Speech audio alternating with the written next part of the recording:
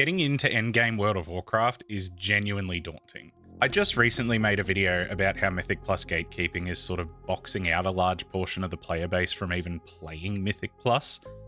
Based on a lot of the responses that I got on that video, I think a lot of people are feeling very frustrated with the space. But I also think that leaves behind a pretty fair question: what's even the point? So today I wanted to talk about the other side of that conversation. The light at the end of the tunnel, I suppose. Why pushing through that wall of annoyance is so rewarding. Why mastering Mythic Plus or any other element of World of Warcraft is so damn satisfying overall. Because for all its problems, there is no game that captures the feeling of mastery and accomplishment quite like World of Warcraft. Fuck yes. Nice. Nice. Let's go! Let's go! Wow.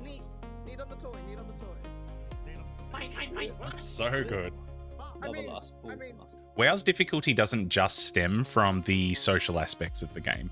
For those of you who haven't watched my most recent video, Mythic Plus currently has a massive problem with insane expectations and standards in pug groups, which is making it really difficult for a lot of players to even get invited to keys in the first place.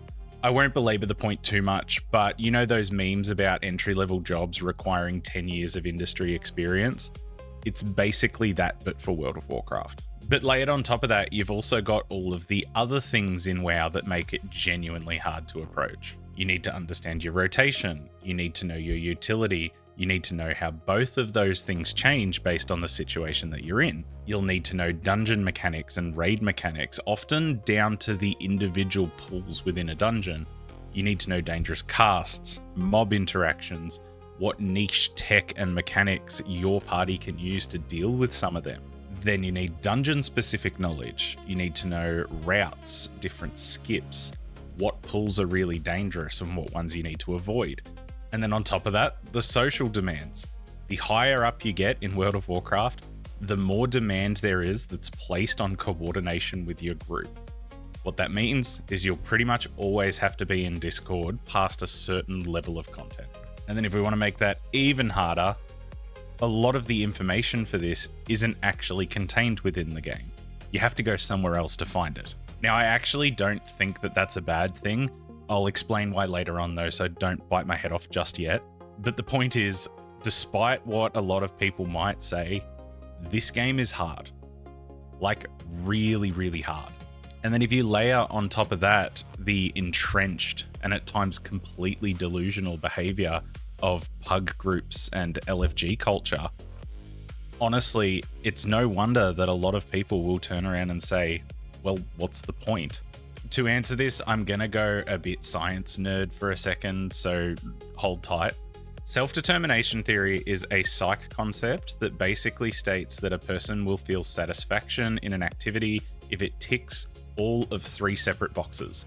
We've got competence. This is the feeling that you can hone your craft at something to the point where parts of it that once felt extremely difficult slowly feel manageable over time. Autonomy, which is while you're honing that said craft, you feel that you have, at least in a meaningful way, full control over the outcome.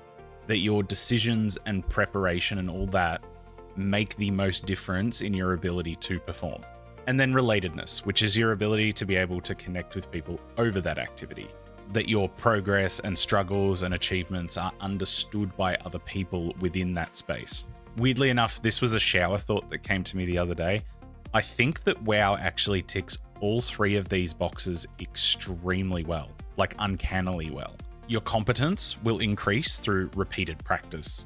The more you run a dungeon or wipe on a raid boss or practice a spec or fail the same mechanic for the 17th time in a row, the more you'll slowly acquire the skills to actually overcome that. And while there are parts of the game that are out of your control, things like class balance or the behavior of others in Group Finder, there is a surprising amount of autonomy in the process. You can change your talents. You can fix your own UI. You can learn your class better. You can understand more about how your abilities interact with packs within a dungeon. A lot of things can be done by you yourself to make you into a better player. And then these two things tie perfectly into relatedness. Getting a high Mythic Plus score, or earning a hard cutting edge, or timing a really high level key, or whatever it might be, is personally satisfying in and of itself. But it's even more satisfying because you are achieving this within a world where other players understand and recognize what that achievement means. Other players in World of Warcraft know what it takes to get through these higher level dungeons. They know how hard these end raid bosses can be. They understand, even if they haven't experienced it themselves, the frustration and learning and effort that had to go into it to actually accomplish it. It's not just a number or a title on the screen. It's proof to both yourself and other players within the world that you did something hard and you overcame it. These three things together is what makes World of Warcraft feel so good to improve at. There are a lot of other like psych concepts that I could dig into as well. The satisfaction of being like so locked in that you effectively enter a flow state, feeling of overcoming something genuinely challenging. I won't harp on about these too much because I could probably do a 1 hour video just getting into the nitty gritty of it and rabbiting on all day. But they all end up revolving around the same thing, the pursuit of mastery. Anything that is even remotely satisfying is very rarely handed directly to you. World of Warcraft is exactly the same. Now, I can picture the comments already. Bro, chill, it's just a game, it's not that deep. Sure, on one level, I guess it is just a game. But the thing is, people will derive a sense of meaning from all sorts of weird activities. There are avid Tetris players. There are people who dedicate their entire life to playing chess. There are athletes whose sole purpose it is to just run as far as they possibly can. There are dads who treat lawn care like a ritual. All of these things can be dismissed in the same way if you want to. It's just moving blocks, or it's just a board game. It's just grass. We don't like grass around here, right? But they all have the same thing in common. They require knowledge, practice, skill growth, and time to reach any meaningful level of mastery. And this doesn't just apply to the best of the best either. I was super duper proud when I got 1300 ELO on chess.com. Magnus Carlsen would probably think I'm a complete normie. That doesn't matter though. I had to learn and practice to get there. I was 400 ELO at one point, and the improvement meant something to me, even though it's just a board game. That's also why I think that knowledge outside of the game isn't necessarily a bad thing for World of Warcraft either. Chess players won't complain that they need to study opening strategy away from the board before going into a tournament. People who lift weights won't regularly complain that they need to learn about different programs and nutrition and weight loss techniques or whatever outside of the gym. That's just part of getting better at those hobbies. WoW is exactly the same.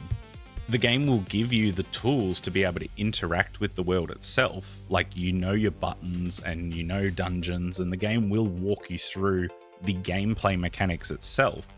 But if you truly want to pursue an element of mastery and skill growth in World of Warcraft, you need to study. You need to learn, like you need to engage with resources outside of the game, just like you would have to do with so many other activities or hobbies or sports or anything like that.